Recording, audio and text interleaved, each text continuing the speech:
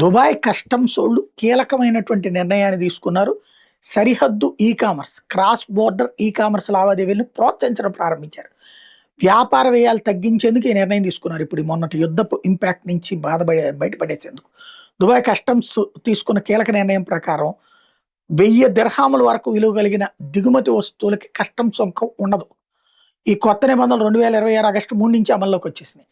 ఈ మినహాయింపు పొగాకు ఉత్పత్తులు, ఎలక్ట్రానిక్ స్మోకింగ్ పరికరాలు, వాటి ఉపకరణాలు, నికోటిన్ కలిగిన ద్రవాలు, మందు, ఆల్కహాల్ కలిగిన ఇతర ఆహార ఉత్పత్తులకి మాత్రం వర్తించదు. ఈ కొత్త నిబంధనకు సంబంధించినటువంటి ప్రయోజనాలు పొందాలనుకునే కంపెనీలు తమ కార్యకలాపాలను తాజా మార్గదర్శకాలకు అనుగుణంగా మార్చుకోవాలి.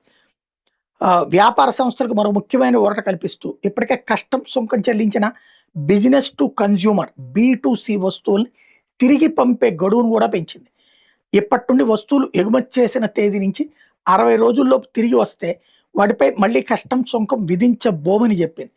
లేకపోతే దుబాయ్ కస్టమ్స్ ప్రకారం ఈ మార్పులు వ్యాపార వాతావరణాన్ని మరింత పోటీ సామర్థ్యంతో తీర్చిదిద్దడం, పెట్టుబడులను ఆకర్షించడం, కామర్స్ రంగంలో కార్యకలాపాల వ్యయాన్ని తగ్గించడం, అంతర్జాతీయ వాణిజ్య ప్రక్రియను మరింత సమర్థవంతంగా మార్చడం లక్ష్యంగా అమలు చేస్తున్నారు.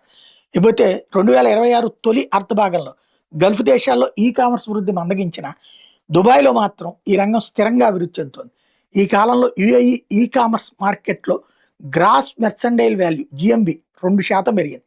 దీర్ఘకాలంలో దేశ రిటైల్ మార్కెట్ 2033 నాటికి $145.3 బిలియన్ నుంచి $227.1 బిలియన్ చేరుతుందని అంచనా వేస్తున్నారు. ఈ నేపథ్యంలో తాజా సుంకం మినహాయింపు అనేటటువంటి నిర్ణయం తీసుకున్నారు.